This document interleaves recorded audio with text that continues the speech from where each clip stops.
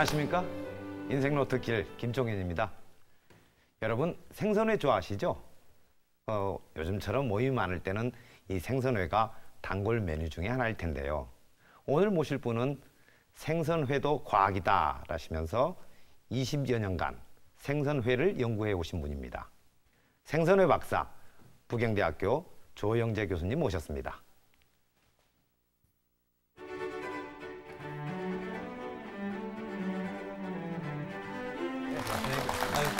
반갑습니다. 네, 반갑습니다. 교수님 요즘 어떻게 지내십니까?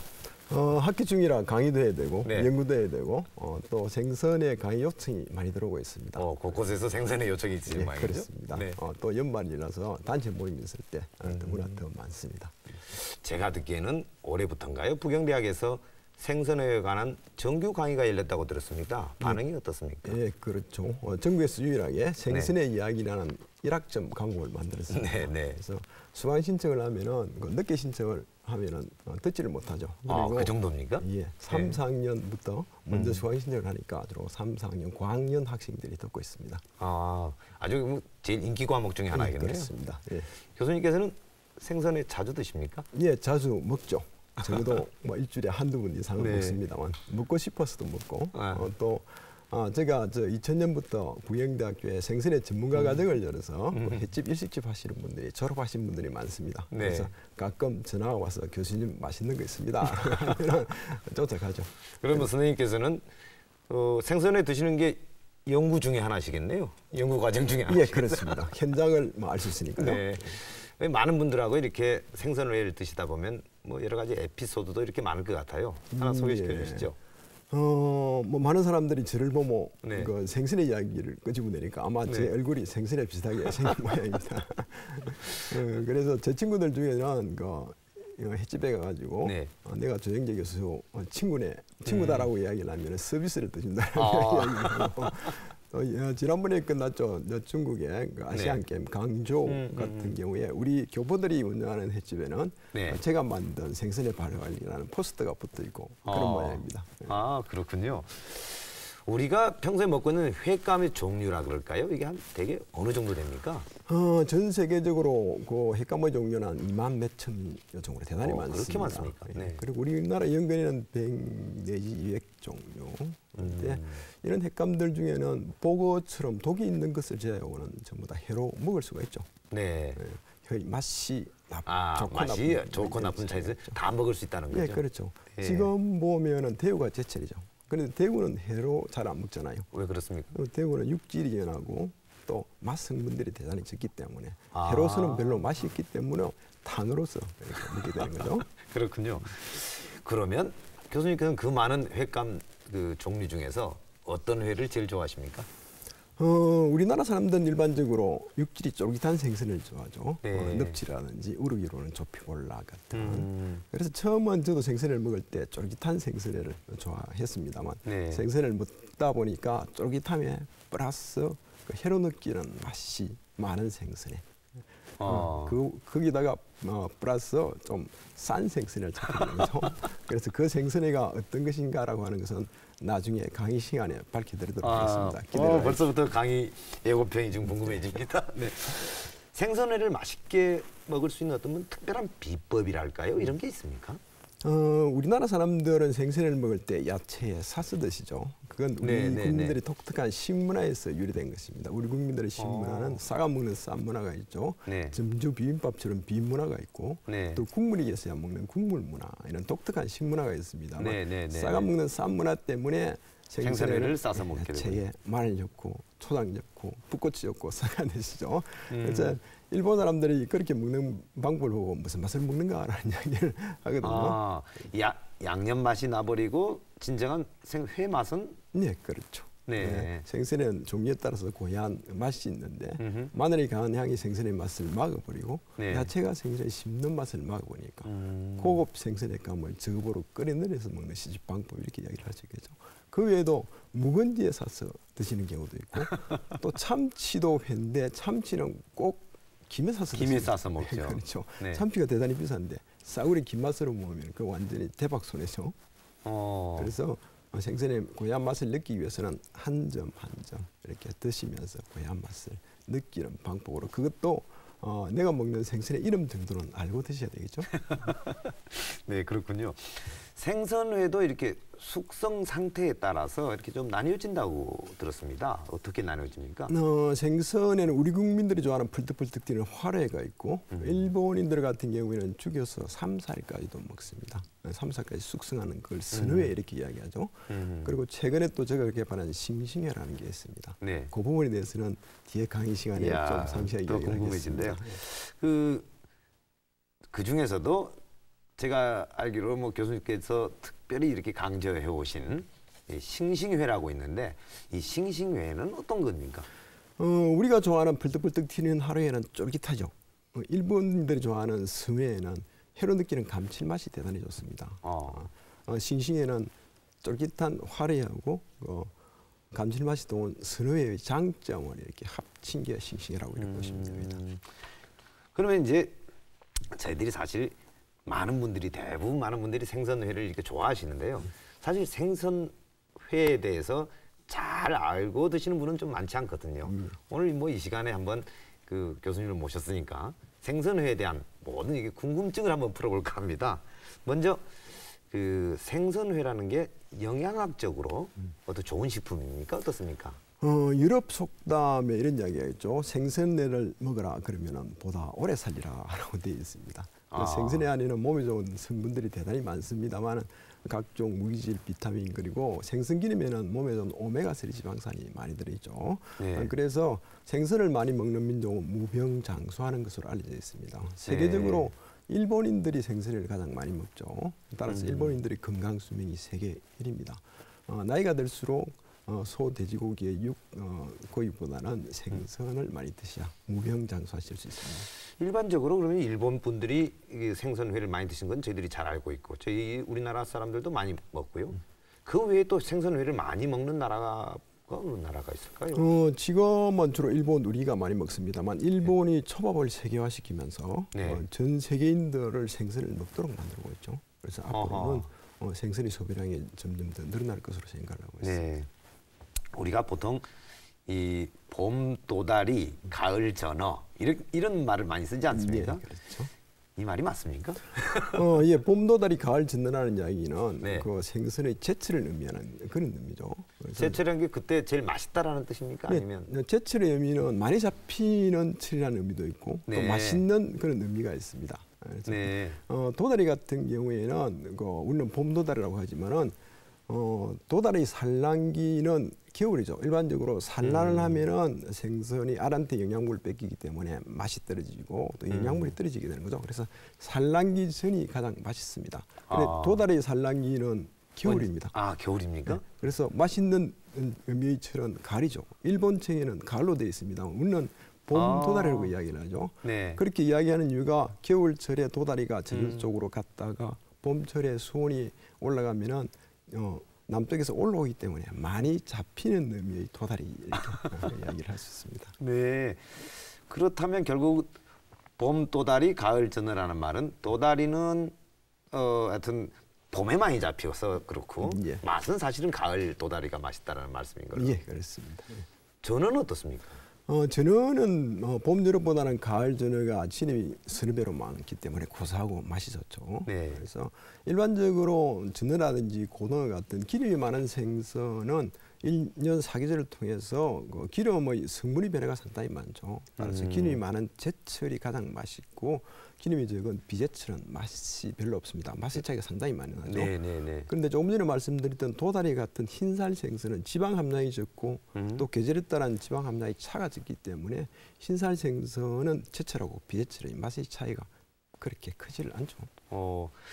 교수님께서 지금 맛있다, 맛없다 뭐 이렇게 말씀하시는데 사실은 개인적으로 그 맛에 대한 느낌이 각각 다 다를 거 아닙니까? 어떻게 이걸 설명해야 되겠습니까? 그건 우리가 일반적으로 음식을 먹을 때는 우리 인간이 가지고 있는 5개의 감각기관을 통해서 음식의 맛이 좋고 나쁨을 느낍니다만 생선회를 먹을 때는 씹는 맛하고 혀로 느끼는 미각이 생선의 맛을 결정을 하니까 특히 우리나라 사람들은 쫄깃쫄깃한 맛을 좋아합니다만 또 혀로 느끼는 맛도 기름이 많으면 혀로 느끼는 맛이 좋으니까 그걸 적당하게 배 앞에서 어떤 맛인가라는 것을 느껴야 되겠죠. 그러시군요. 자, 가격 차이도 사실은 굉장히 많이 나는데요. 또 저희들이 흔히 알고 있기에 그 자연산이라고 그럴까요? 자연산이 양식산보다는 훨씬 맛도 좋고 영양가도 높다 이렇게 알려져 있어서 엄청나게 많은 좀 비싸긴 하지만 그래도 자연산을 선호하지 않습니까? 이에 대한 것은 어떻습니까? 일반적으로 그렇게 생각하죠. 네네. 맛도 좋고 영양가도 많을 것이라고 생각합니다만 과학적으로는 뭐 잘못된 것입니다. 그것도 뒤에 강의 시간에 구체적으로 말씀을 드리도록 하겠습니다. 네, 그러시겠습니까? 그러면 우리가 교수님 이제 나중에 강의 시간에 말씀하시겠지만 이 자연산과 양식산으로 봤을 때는 굳이 좀 많은 경제적 대가를 치르고서 굳이 그렇게 갈 필요는 없는 자연산을 굳이 고집할 필요는 없는 거라고 말씀하실 수 있습니까? 네, 그렇습니다. 뭐 저도 생선을 상당히 많이 먹습니다만 네. 자연산, 양식산 맛의 구별이 거의 불가능하거든요. 그렇다면 산 양식산을 먹어야 되겠죠. 그렇군요. 그런데 사실 우리나라 사람들이 이 양식산에 대한 그 좀 거부감이라 그럴까요? 이런 이유는 뭐 맛도 있겠습니다만은 양식 과정에서 사용되어지는 사료 또 항생제 이런 문제 때문에 아무래도 좀 거부감을 갖지 않겠습니까? 예, 양식산은 좁은 환경에서 고밀도로 양식을 시키기 때문에 네. 어병이 많이 올 수밖에 없습니다. 그런데 죽어버리니까 항생제를 사용하지 않을 수는 없습니다만 그런데 항생제를 많이 쓰면서 그에 대한 대책을 강구를 안 할 수는 없죠. 네. 그래서 그 부분도 나중에 말씀드리겠습니다만 대책이 충분히 되어 있습니다. 그렇습니까? 안심하셔도 됩니다. 네. 그럼 뭐 이건 좀 죄송합니다만 교수님께서는 양식산하고 뭐 자연산하고 이렇게 쭉 드셔보시면 구분이 가능하십니까? 저는 구별하기가 어렵습니다. 생선을 많이 먹는데 네. 생선의 자연산, 양식산을 구별할 수 있는 사람들은 횟집을 오래 하시거나 아니면 아주 미식가. 저희 생선의 전문과정을 졸업하신 분 중에서 오랫동안 횟집을 하신 분한테 넙치를 썰어가지고 접시에 담아놓고 자연산, 양식산 구별이 가능하느냐라고 한번 물어봤습니다. 네. 그러니까 대체로 가능한데 100% 자신이 없다는 이야기를 하거든요. 이게 보고 난 뒤는 모르겠고 그것도 또 드셔봐야지 알 수 있나요? 어떻습니까? 뭐 드시도 100% 자신이 없다는 표현을 하니까요. 일반인들은 뭐 모른다라고 생각하면 되겠죠. 그러면 보통 아주 전문가 아니고 일반인들은 뭐 이렇게 구감으로 네. 양식산과 자연산은 구분하기가 쉽지 않겠군요. 예, 느끼기가 쉽지 않습니다. 그것도 우리 국민들이 생선에 먹는 방법이 야채에다가 마늘하고 청하고 같이 섞어가지고 싸 먹는데 하나하나 먹어도 구별이 어려운데 그게 어떻게 구별이 가능하겠습니까? 그렇습니다. 합리적으로 이성적으로 생각해보면 그렇죠. 우리가 뭐 마늘에다 이렇게 먹는데 구분하기가 쉽지는 않을 것 같아요. 네. 또 한 가지 우리 그 일반적인 속설이 있는데요. 비 오는 날 생선을 먹으면 뭐 식중독에 걸린다. 그래서 비 오는 날 같은 경우는 의외로 뭐 이렇게 좀 생선 횟집이 좀 한산하고 그러지 않습니까? 예, 이건 또 어떻게 설명을 해야 될까요? 우리나라는 사흘에 하루꼴로 비가 옵니다만 그래서 횟집이 상승하지 않는 거죠. 이걸 좀 어떻게 해결해 주십시오라는 그런 부탁을 하시는 분도 계십니다만 일본 사람들은 그렇지는 않죠. 그래서 비 오는 날하고 마늘은 날의 차이지만 습도 차이죠. 비 오는 날은 습도가 90% 이상이고 마늘은 습도가 낮고 비 오는 날 습도가 높기 때문에 식중독균의 정식이 빨라가지고 식중독에 걸린다라는 그런 가정을 해가지고 저희 연구실에 실험을 해봤습니다만 네, 어떻게 하셨습니까? 넙치에다가 식중독균을 묻혀가지고 습도가 90% 이상 그리고 맑은 날 습도에 낮은 습도에 넣어가지고 시간에 따라서 식중독균의 정식을 관찰했습니다만 습도에 의한 영향은 전혀 없습니다. 그럼 식중독균은 습도의 영향과 관계가 없다. 네, 그렇죠. 그럼 비 오는 날 먹어도 뭐 사실은 과학적으로는 문제가 없다 그런 말씀이시죠? 예, 그렇습니다. 그리고 비 오는 날은 손님이 적기 때문에 가면 또 특급 대접을 받을 수가 있겠죠. 오히려 서비스도 좋고. 그렇군요. 또 있습니다. 뭐 이 회에 대한 우리들의 속설이 너무 많아서 말입니다. 이 붉은살 생선하고 흰살 생선이 있지 않습니까? 붉은살 생선이 흰살 생선보다 영양가가 더 높다 이런 말씀을 하시는 분들이 있거든요. 어떻게 설명해야 될까요? 예, 생선은 몸에 좋은 성분이 많이 있습니다만 대표적인 게 생선 기름이죠. 생선 기름에는 몸에 좋은 오메가3 지방산이 많이 들어 있습니다만 우리 국민들이 좋아하는 넙치라든지 조피골락 같은 흰살 생선은 지방 함량이 적죠. 반면에 일본 사람들은 방어라든지 참치 같은 붉은살 생선을 많이 먹습니다만 지방 굉장히 많습니다. 네. 따라서 흰살보다는 붉은살 생선에 오메가3 지방산이 많으니까 몸에 좋다는 이야기를 할 수 있겠죠. 그런데 네. 일본 사람들하고 우리나라 사람들하고 생선회를 먹는 양은 그 연간 약 42kg 정도 거의 비슷합니다. 근데 우리나라 사람들은 흰살 위주로 먹고 일본 사람들은 기름이 많은 붉은살 위주로 먹기 때문에 일본인들의 건강 수명이 75.5세로 세계 탑이죠. 그런데 우리는 흰살 위주로 먹기 때문에 OECD 국가 중에서 중하위권 67, 8세 정도밖에 되질 않습니다. 그래서 일본 주부들은 하루에 한 번 이상 붉은살 생선을 식탁에 올리는 그런 식단으로 꾸미죠. 따라서 우리 주부님들이 계십니다만 내 가족의 건강 수명을 연장시키기 위해서는 붉은살 생선을 예를 들면 붉은살 생선 하면 어떤 것들이 있을까요? 대표적인 게 고등어가 있겠죠, 전갱이가 있겠죠, 정어리, 방어, 참치 같은 붉은살 생선. 네, 참치는 너무 비싸고요.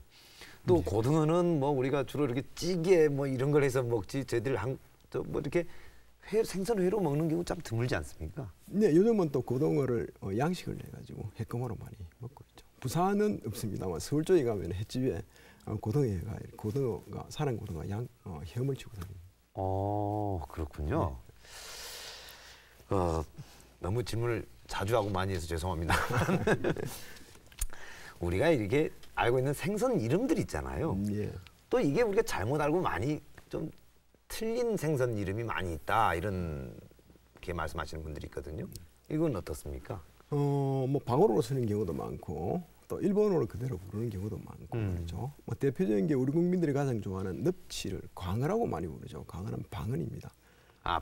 광어가 방언이고 방언입니까? 예, 표준말이 넙치입니다. 그리고 우럭이라고도 부르죠. 우럭이라고 하죠. 네. 우럭은 생선 이름에는 우럭이 없습니다. 조개 이름이고 조피볼락으로 부르게 되는 거죠.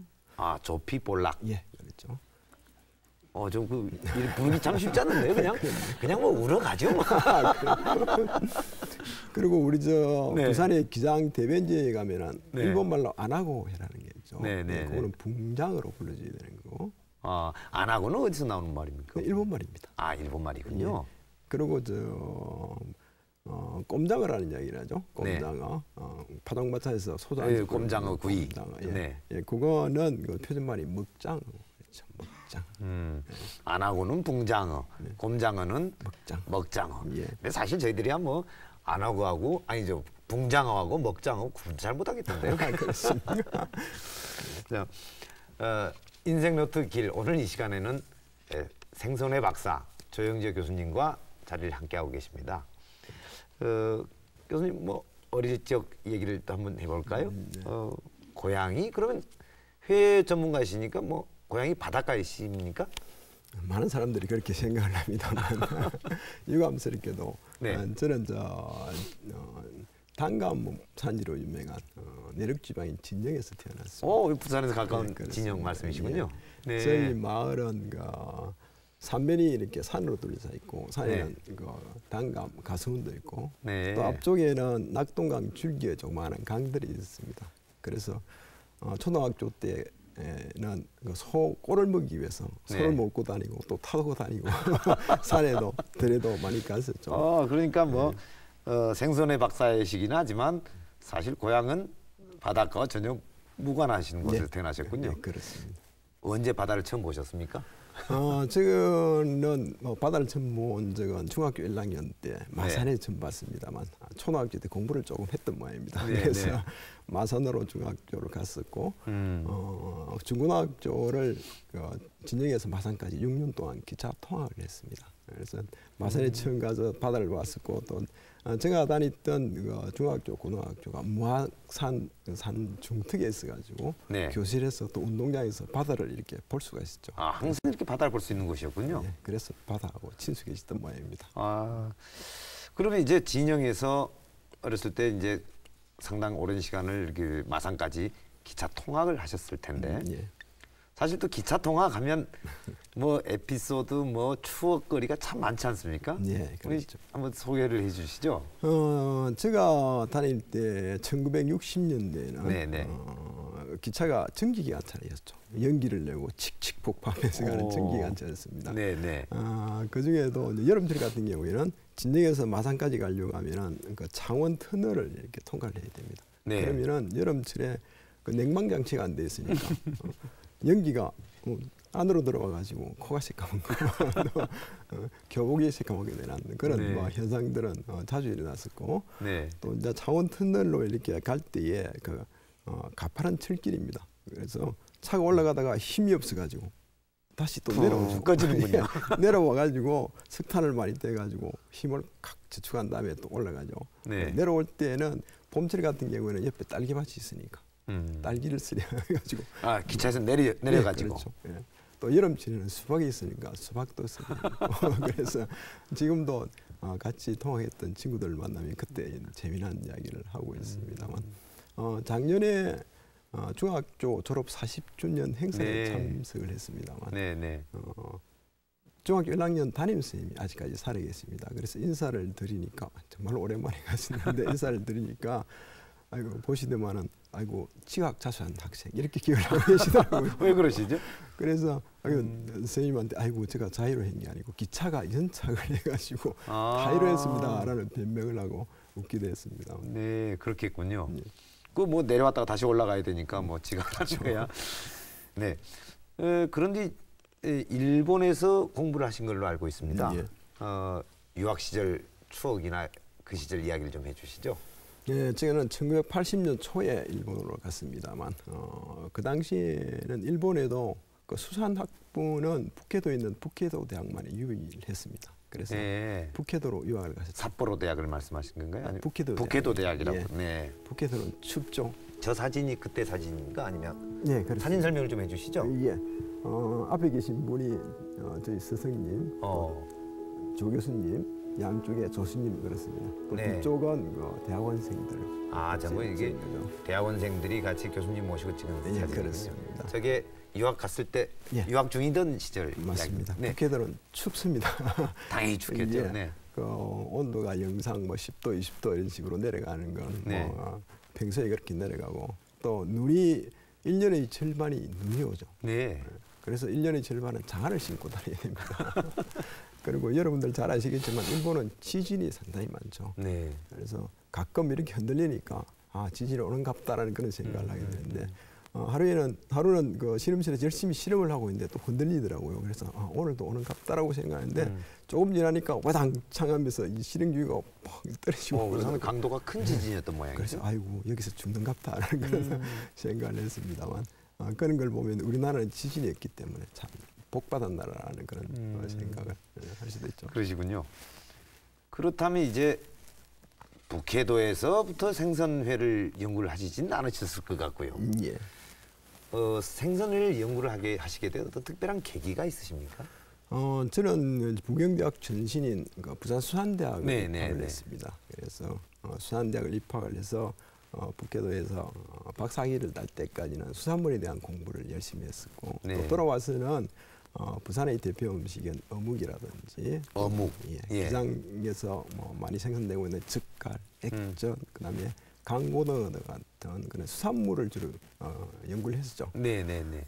그리고 제가 일본에 있으면서 그 생선회에 대한 기초를 연구할 수 있는 그 근육 단백질에 대한 공부를 좀 했었고, 네. 또 연구를 하다 보니까 부산의 지역적인 특성상 생선의 소비량이 많고 또 체계화되어 있지 않아서 이걸 해보면 좋겠다라는 생각 때문에 네. 1990년부터 이렇게 연구를 시작했죠. 한 20년이 이렇게 됩니다만, 그래서 연구를 하다가 2000년경부터 저희 대학에 평생교육원이 생기면서 네. 횟집 하시는 분, 일식집 하시는 분들 모아가지고 생선의 전문가 과정을 만들었습니다. 지금까지 24기 한 1000여 명을 아이고 오래됐네요.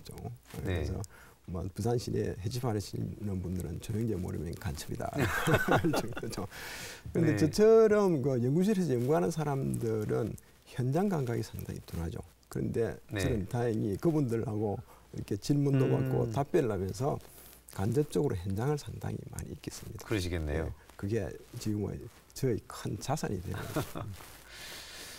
생선회를 연구해 오시면서 가장 보람이 있었다라고 한다면 어떤 일이 있을 수 어떻습니까? 처음은 생선을 연구를 하니까 뭐 생선에 썰어서 먹으면 되지 그게 무슨 학문이냐라고 이야기하시는 분도 있습니다만 그동안의 연구 결과가 생선회를 학문적으로 체계화시켰다는 그런 평가를 해주시니까 참 보람이 있죠. 그리고 네. 전국에 있는 그 수해안개 고등학교라든지 시립계 고등학교에 생선회 과가 생기고 있습니다. 그리고 네. 그 학생들이 사용할 생선회 식무라는 그 국정 교과서도 만들어지고 그렇죠. 그다음에 산업 쪽으로 보면은 지금부터 한 10년 전까지만 하더라도 여름철에 비브리오 폐혈증 때문에 횟집이 철시를 하고 그랬어요. 거의 뭐 영업을 할 수 없을 정도였죠.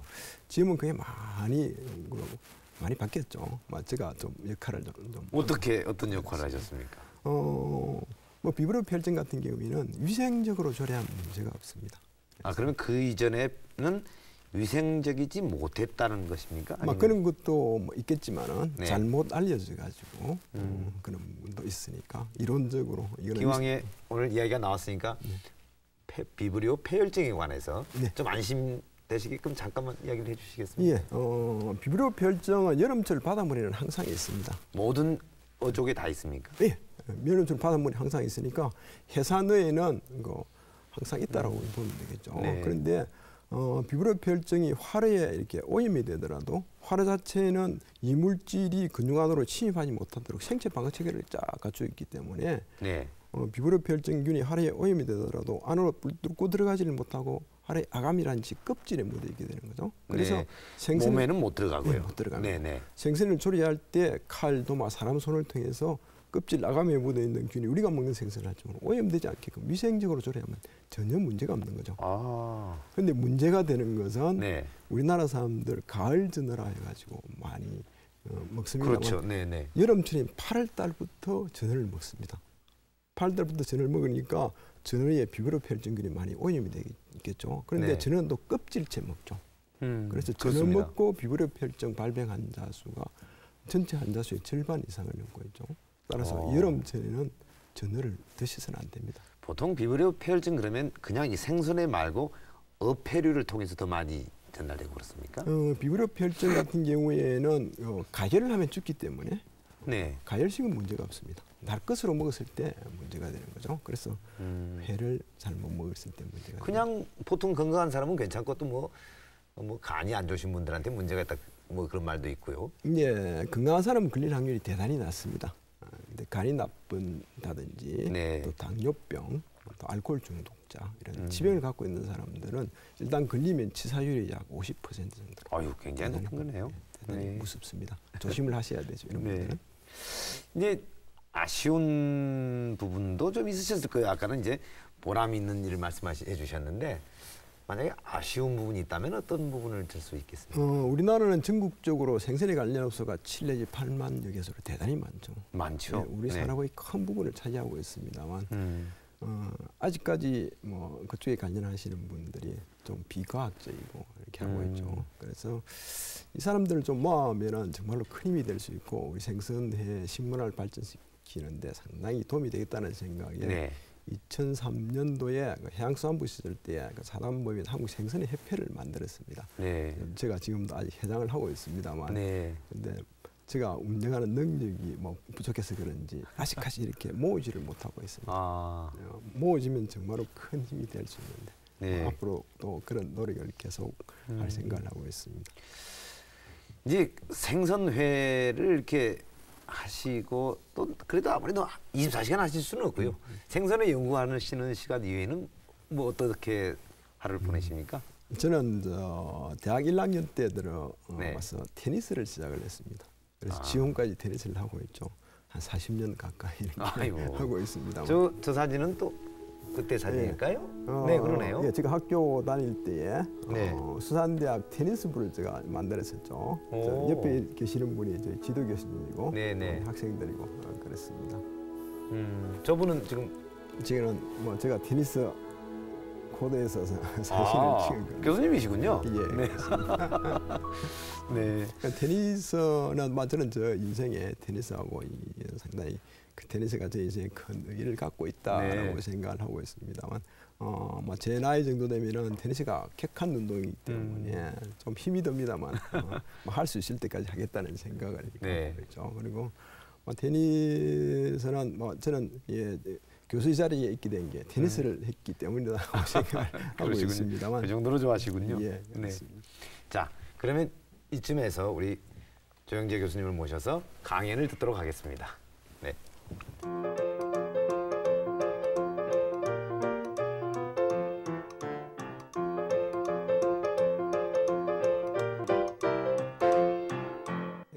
강의 타이틀은 우리 화려의 세계화라는 타이틀을 가지고 나왔습니다만 지금까지 말씀드렸던 그 이야기 중에서 좀 더 구체적인 그런 부분 또 나중에는 우리 화려를 어떻게 세계화시켜야 되는가라는 부분에 대해서 말씀을 드리도록 하겠습니다.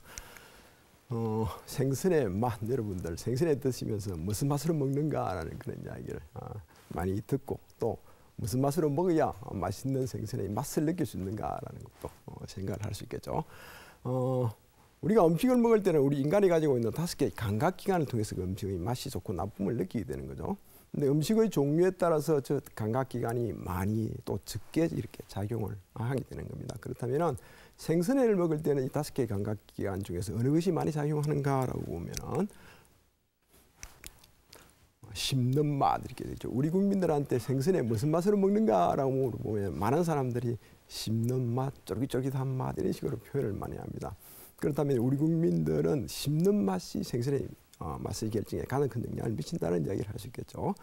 그리고 가을 전어 같이 기름이 많은 생선은 고소한 맛을 느끼죠. 혀로 느끼는 맛이 좋습니다. 그래서 생선의 맛을 결정은 씹는 맛하고 미각이 생선의 맛에 가장 큰 영향을 미친다는 이야기를 할 수 있겠죠. 그래서 생선을 드실 때는 쫄깃쫄깃한 맛하고 혀로 느끼는 맛이 어느 정도 되는가라고 하는 것을 느끼면서 이렇게 드셔야 되겠죠. 생선에는 흰살 생선하고 붉은살 생선 이렇게 나눌 수가 있습니다만 우리 국민들은 대체로 흰살 위주로 많이 먹죠. 납치하고 조피볼락 양식량이 우리나라 해산의 양식량의 약 80%를 차지합니다. 많이 먹기 때문에 그렇죠. 반면에 일본 사람들은 우리와는 다르게 붉은살 위주로 많이 먹습니다. 흰살 생선은 육질이 단단하죠. 반면에 기름이라든지 혀로 느끼는 맛 성분들이 적기 때문에 담백한 맛을 띱니다. 반면에 붉은살 생선은 육질은 연하지만 기름이 많죠. 또 혀로 느끼는 맛 성분들이 많기 때문에 진한 맛을 띠게 됩니다. 그래서 일본 사람들은 우리와는 다르게 방어 양식량이 제일 많습니다. 그리고 전 세계 참치의 회, 초밥, 참치 소비량의 약 80% 정도를 일본인들이 많이 먹죠. 그래서 일본 사람들은 붉은살 위주로 먹는, 그렇다면 우리는 육질이 쫄깃쫄깃한 씹는 맛 위주로 먹는 씹는 맛의 문화라고 이렇게 하면 일본은 혀로 느끼는 맛 위주로 먹는 미각의 문화 이런 식으로 또 표현을 할 수 있겠죠.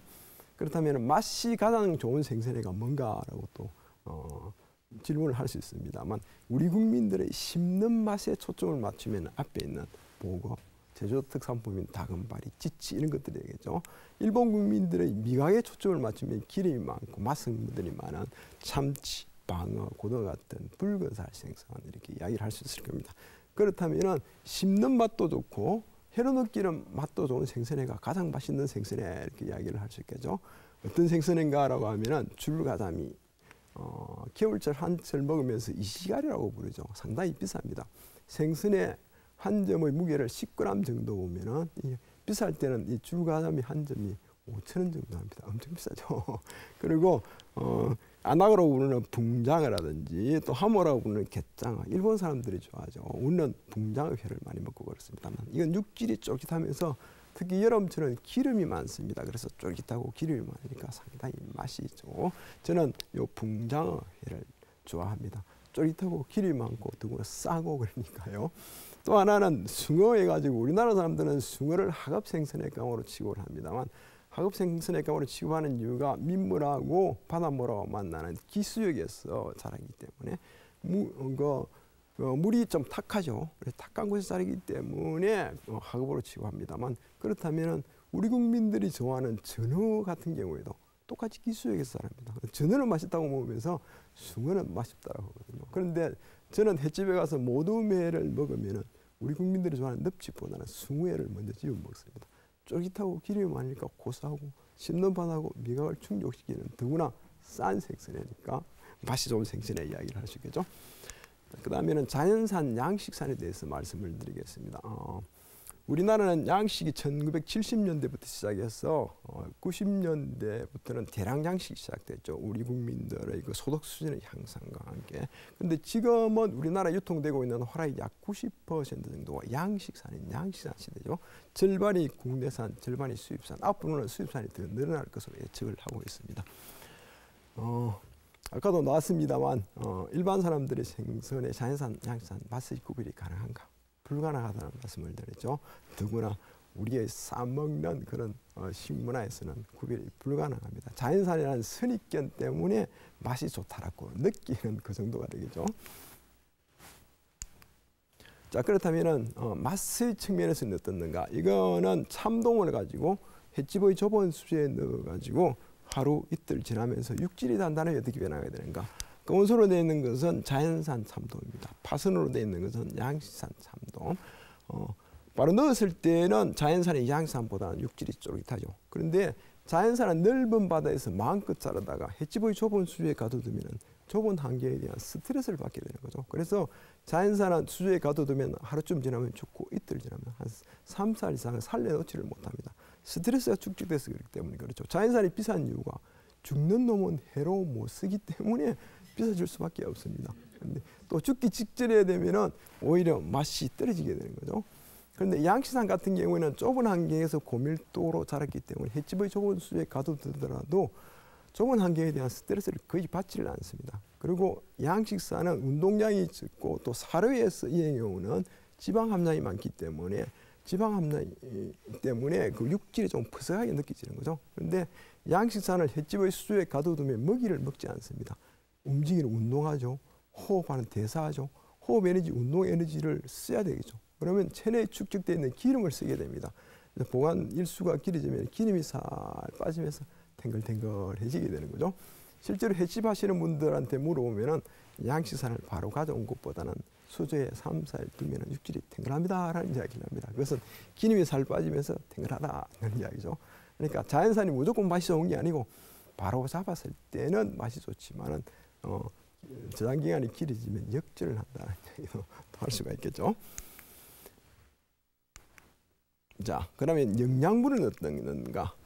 많은 사람들이 자연산의 영양분이 풍부하다는 생각을 하고 있습니다만 자연산은 자기가 먹이를 잡아야 되죠. 먹이 못 잡으면 굶습니다. 반면에 양식산은 빨리 커야 돈이 되니까 언제라도 영양분이 풍부한 사료를 먹을 수 있으니까 생각해도 자연산보다는 양식산이 영양가가 더 풍부하다는 생각을 할 수 있겠죠.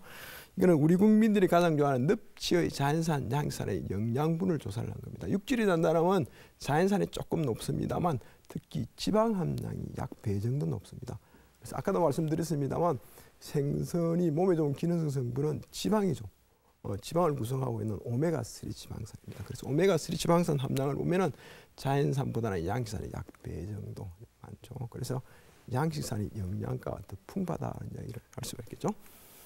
그 다음에는 항생제 문제가 되겠습니다만 많은 사람들이 양식산 같은 경우에는 항생제 걱정을 합니다만 아까 말씀드렸듯이 항생제를 투여하지 않을 수가 없습니다. 죽어버리면 재산을 날려버리기 때문에 어쩔 수 없이 하죠. 그런데 항생제는 투여하면은 그대로 축적되는 게 아니고 처음은 이렇게 축적이 됩니다. 근데 일정 시간이 지나면은 배설과 순환 과정을 거쳐서 떨어지게 되는 거죠. 그래서 안전선 이하로 떨어지면은 매일 먹어도 괜찮은 것으로 되어 있습니다. 그래서 투여한 직후부터 안전선 이하로 떨어지는데 걸리는 기간을 안전휴약 기간 이렇게 이야기하죠. 그래서 한 1개월 정도 됩니다.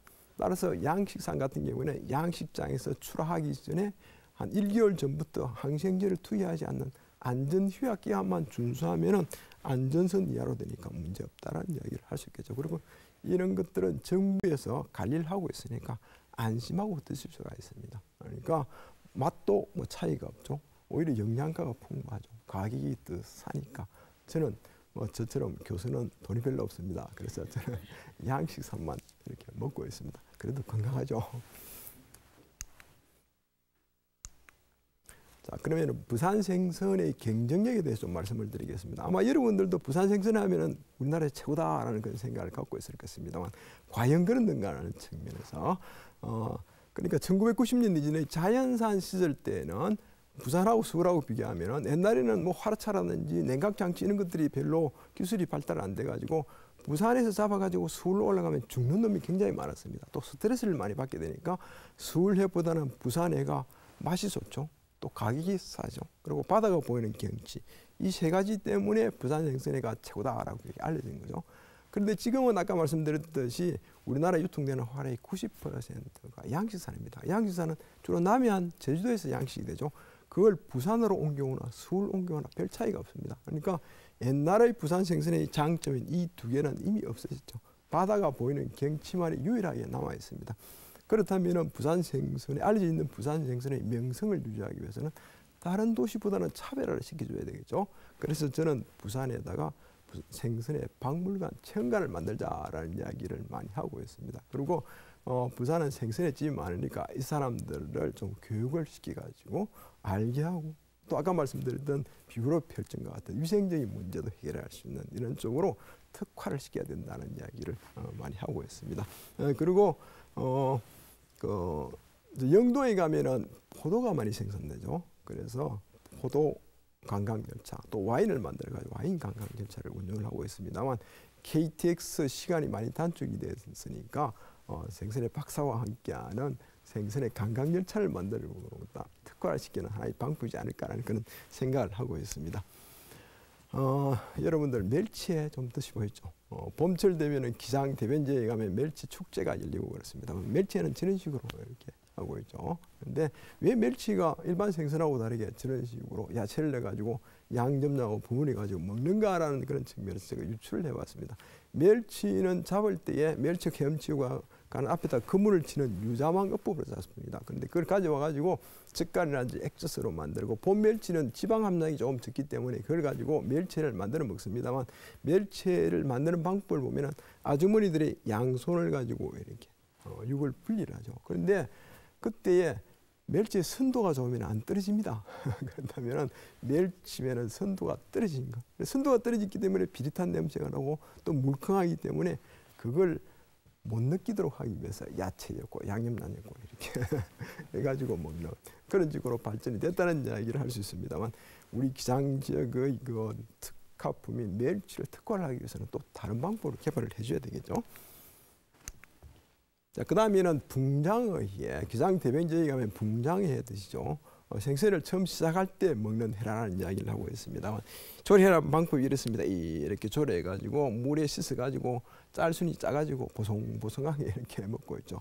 이런 요리 방법은 세계적으로 우리나라만 형성이 되어 있습니다. 그런데 똑같은 생선인데 왜 이런 요리 방법이 발달이 됐겠습니까? 일반 생선에게 다르가 이유가 있겠죠. 그런데 그 이유가 무엇인가라고 하면은 그 붕장어회를 먹고 설사하는 경우에 기름 때문에 그렇다는 이야기를 많이 합니다만 기름은 몸에 좋은 성분이죠. 그런데 붕장어라든지 또는 갯장어 같은 장어류의 피와 껍질의 점액질에는 독이 들어 있습니다. 그래서 그 독을 먹고 설사하는 경우죠. 그래서 옛날에 일반 회처럼 조리가 먹으니까 설사하니까 그래서 시행착오를 거쳐가지고 지금 같은 조리 방법으로 씻고 이러니까 설사를 안 하니까 이런 조리 방법이 형성됐다는 이야기를 할 수 있겠죠. 그런데 문제는 지금 같은 조리 방법으로 하면은 육하고 회를 비교했습니다만 기름이 30% 빠집니다. 몸에 좋은 오메가3 지방산이 빠지죠. 또 장에는 비타민 A 정력 성분이 많이 들어 있습니다. 저것도 빠지죠. 그러니까 3분의 1에서 절반 정도가 빠져버리고 또 기계를 쓰니까 씹는 맛도 떨어지게 되죠. 그래서 씹는 맛도 유지를 하면서 이런 기능성 성분도 섭취하고 기름이 남아가지고 고소한 맛의 장예를 만드는 방법은 이런 방법들이죠. 요렇게 해가지고 드시면 제일 맛이 있습니다. 저희 연구실에서 개발하는 방법이죠. 쫄깃쫄깃하고 또 고소하고 기능 성분이 많은. 그래서 저는 생선회 중에서 이 생선회가 제일 맛있다라고 합니다. 쫄깃하고 또 씹는 맛도 좋고 기름이 많으니까 고소해서 미각도 좋고 더구나 가격이 싸니까 제일 맛있는 생선회 이렇게 볼 수 있겠죠. 아까 비 오는 날 말씀을 드렸습니다만 제 차에는 이런 스티커를 붙이고 다니고 있습니다. 홍보를 많이 해야 되겠죠. 자, 그 다음에는 일본하고 우리나라의 생선의 식문화를 조금 비교를 하도록 하겠습니다. 일본 시내에 가면은 주로 초밥 간판들이 많이 있죠. 우리는 회간판입니다. 간판만 보더라도 일본은 초밥 위주로 먹고 우리는 생선회 위주로 먹는다는 것을 쉽게 알 수가 있습니다만 일본은 지금 초밥을 세계화를 시키고 있죠. 그래서 일본하고 우리의 생선의 식문화를 비교하면 아까 말씀드렸듯이 화래하고 선회가 있고 생선회하고 초밥이 있고 우리 국민들은 흰살 생선에 씹는 맛 위주로 먹고 일본은 불어서 생선에 미각 위주로 먹죠. 그 외에도 밑에 여러 가지가 있습니다만 이런 일본의 순회 미각 초밥 문화가 상호 연관성을 가지고 발전됐고 우리는 또 앞에 있는 것들이 상호 연관성을 가지고 발전됐습니다. 그런데 일본하고 우리는 지리적으로도 가깝고 생선을 먹었다는 역사도 조선 중기 이후로 거의 비슷한데 생선의 식문화가 상당히 차이가 나죠. 왜 그런가라고 하는 것을 제가 유추를 해봤습니다. 생선은 정착성이 있고 회유성이 있죠. 회유성이 대표적인 게 참치가 있고 방어가 있습니다만 참치 같은 경우는 태평양을 이렇게 회유를 하죠. 회유를 하다가 이게 들어오려고 우리나라 들어오려고 보니까 일본 적도가 쫙 막고 있으니까 우리나라는 들어오지를 못합니다. 그래서 옛날부터 우리는 참치를 잡을 수가 없죠. 반면에 일본 같은 경우는 참치를 잡을 수가 있으니까 이게 큰 놈은 500kg 이상 해가지고 우리나라 돈 1억 이상이랍니다. 그래서 일본 주부들은 죄송합니다. 일본 어부들은 조그마한 거 돈 안 되는 거 1년 내내 잡기보다는 이거 1년에 한 마리만 잡으면 1년 농사가 되니까 그래서 이거 잡는 그런 어법으로 이렇게 발전이 된 거죠. 그런데 이런 놈들은 잡으면은 성질이 급하고 있기 때문에 살린 상태로 수송 보관이 불가능합니다. 그래서 잡으면은 주의 가지고 픽 뽑고 해가지고 빈장 상태로 두게 되는 거죠. 그런데 화를 주의 가지고 저장하면 육질이 푸석해지게 되는 겁니다. 그래서 참치 같은 경우에는 회로 먹자니 씹는 맛이 떨어지니까 그래서 밑에 밥을 넣어가지고 먹으면 초밥 문화로 발전됐다라고 이야기를 할 수가 있습니다. 그래서 우리하고 일본의 생선의 식문화가 차이가 나는 이유가 지리적인 여건이 가장 큰 원인이다는 이야기를 할 수 있겠죠. 우리는 정착성 위주로 잡았으니까 저놈들은 살린 상태로 수송 보관이 가능하니까 필요할 때 회로 떠먹으면 화래 문화적으로 발전이 됐다는 이야기를 할 수 있겠죠.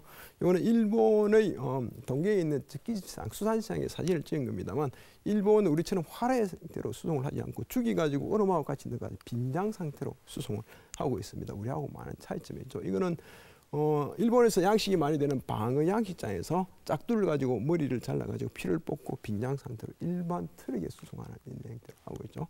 우리는 살린 상태로 수송 보관하는 우리 화래하고는 상당히 차이가 있습니다. 자, 그렇다면은 우리 화래하고 일본의 순회하고 차이점을 보면은 유통 단계가 우리는 상당히 복잡하죠. 일본은 주의가 수송하기 때문에 간단합니다. 그래서 단계가 복잡하니까 우리는 더 비싸질 수밖에 없게 되는 거고 또 우리는 살린 상태로 수송 보관하기 때문에 수송할 때 화르차에는 물이 70 내지 80%입니다. 화를 너무 많이 넣으면 죽기 때문에 필요 없는 물을 수송하기 때문에 수송비가 많이 들죠. 또 화르차, 수소 같은 씻을비가 많이 들죠. 또 그걸 관리해야 되기 때문에 관리비가 들죠. 또 죽으면 결국 소비자들이 부담하기 때문에 화래가 순회보다 비싸질 수밖에 없는 시스템으로 되어 있습니다. 그래서 일본의 순회보다는 우리 화래가 비싸다는 그런 이야기가 되겠죠.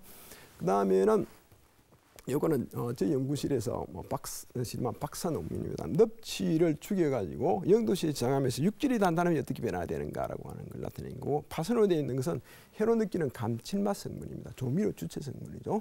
그래서 육질이 단단하면 우리나라 사람들은 살아있는 화래가 가장 쫄깃할 것이라고 생각하는데 주의 가지고 영도시 정하면 4-4시간 정도가 되면 근육수축이 살짝 일어나서 제일 쫄깃하죠. 그리고 10시간까지는 화래하고 거의 비슷한 쫄깃함을 유지하고 하루쯤 지나면 퍼석해지게 되는 거죠. 파선으로 되어 있는 감칠맛 성분은 화래에는 그 양이 굉장히 적습니다. 그리고 주의 가지고 저장하면 하루쯤 지나면 최대값이 되고 3-4일 동안 지속이 되는 거죠. 그래서 일본의 순회를 보면은 육질이 퍼석하죠. 육질이 퍼석하니까 그 밑에 밥을 넣는 초밥 쪽으로 그리고 일본은 미각의 문화라고 했죠. 감칠맛이 최상이 되는. 그래서 일본은 미각 문화, 초밥 문화, 순회 문화가 상호 연관성을 가지고 발전이 됐다는 이야기를 할 수 있겠죠. 반면에 우리는 회 위주로 먹으니까 육질이 퍼석한 순회 안 먹습니다. 그래서 살아있는 화래의 문화, 씹는 맛 문화, 생선의 문화가 상호 연관성을 가지고 발전이 되죠. 그런데 아까 말씀드렸던 싱싱해라고 하는 것은 화래는 순회보다 비싸니까 좀 싸게 먹을 수 있는 방법이 없을까라고 해서 개발하는 게 싱싱해입니다. 그런데 우리나라 사람들은 회 위주로 먹는 우리나라 사람들은 씹는 맛이 좋아야만 회로 먹을 수가 있겠죠. 그래서 죽여가지고 10시간까지 먹는 회가 싱싱해. 육질이 단단한 화래하고 비슷하면서 회로 느끼는 감칠맛은 화래보다 한 10배 정도 더 좋아집니다. 더 맛있는 회가 된다는 이야기죠. 싱싱해야 하면은 그 어떤 회인가라고 이렇게 생각을 하실 겁니다만 일식집에서 먹는 회가 싱싱합니다. 일식집에는 수가 없이 오전에 조리해가지고 포 떠가지고 그 수건에다가 냉장고에 넣었다가 저녁에 내죠. 그때 되면 한 10시간 전후에 됩니다. 그래서 일식집에서 해먹고 맛없다는 사람이었거든요. 그래서 싱싱이가 정말로 맛있습니다. 저게 유통이 되고 체계가 구축이 되면 싸게 이렇게 먹을 수가 있겠죠. 자, 일본도 화례. 일본도 일부 화례를 먹습니다. 그런데 일본은 우리처럼 화례 유통 시스템이 되어 있지 않기 때문에 비쌉니다. 비싸죠. 대부분이 선회를 먹죠. 선회를 먹을 때 씹는 맛이 떨어지니까 선회는 두껍게 썰어가 먹습니다. 그래야 씹는 맛이 좋아지니까요.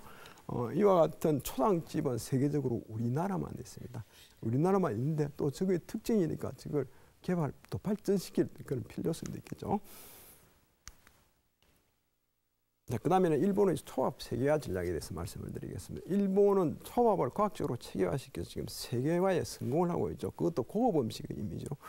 미국 LA 가면은 초밥집이 2,000개 이상 된답니다. 초밥집 문을 열면 돈이 되니까 많이 생기게 되는 거죠. 또 그래서 초밥집을 열기 위해서 그 조리사들이 그 초밥을 많이 배웁니다. 일본에서 유학생을 유치하고 또 미국 LA 같은 경우는 아카데미를 개설하고 있죠. 우리 교포가 전국에 약 700만 명이 분포되고 있습니다만 이 사람들이 먹고 살기 위해서 초밥집을 하는 사람이 많습니다. 그래서 몇 년 전에 재미교포가 저한테 이메일로 편지가 와가지고 그 사람이 기업 현지 파견으로 근무하다가 그쪽에 눌러앉아가 초밥집을 하는데 미국 사람들이 들어와가지고 당신이 코리안이야, 재패니즈야 묻는 사람이 있답니다. 그래서 코리안 하면 또 나가는 사람이 있답니다. 그만큼 초밥이라는 게 일본 음식으로 알려져 있으니까 우리 교포들이 일본인 행세를 안 할 수가 없죠. 먹고 살기 위해서. 그렇다면은 우리 교포들이 일본 초밥을 세계화시키는 최선봉에서 역할을 한다라는 이야기를 할 수 있겠죠. 그렇다면 세계적으로 생선을 우리나라가 가장 많이 먹으니까 우리 생선을 세계화시켜야 된다는 이야기도 또 할 수 있을 겁니다. 그리고 식재료 공급을 하게 되는 거죠. 코시카리 하면은 여러분들 아실지 모르겠습니다만 저걸 일본에서 개발했습니다만 일본에서 재배한 거하고 대만에서 재배한 걸 비교하면은 대만에서 재배를 하면은 기온이 높죠. 토질이 다르기 때문에 초밥을 만들면 쌀이 깨진답니다. 그래서 대만의 초밥집에서는 가격이 6배나 되는 일본에서 재배한 코시카리를 수입을 해가지고 초밥을 만든답니다. 그게 대만뿐이겠습니까? 전 세계적으로. 그리고 밑에 있는 부재료 같은 경우에는 우리 부산에도 이런 것들을 일본에서 많이 가져오죠. 세계적으로 소비량이 엄청 많습니다. 그래서 일본은 2013년까지 그 농수산물을 1조 엔 규모 상당히 많죠.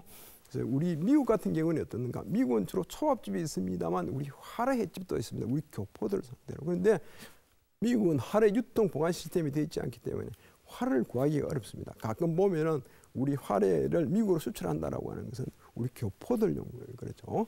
그래서 얼마 전에 미국에서 그 수산물을 유통하시는 재미교포가 오셔가지고 이런저런 이야기를 하다가 그렇다면은 그 화례를 비싸게 가져갈 게 아니고 미국의 바다에다가 양식장을 만들자.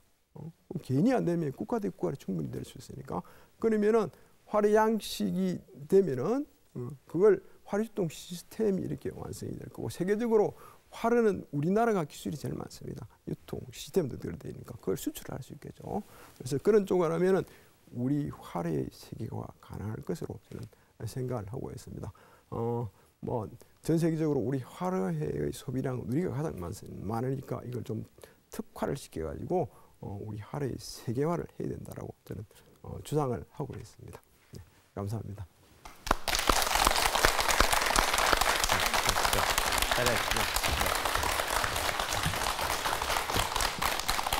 강의 잘 들었습니다.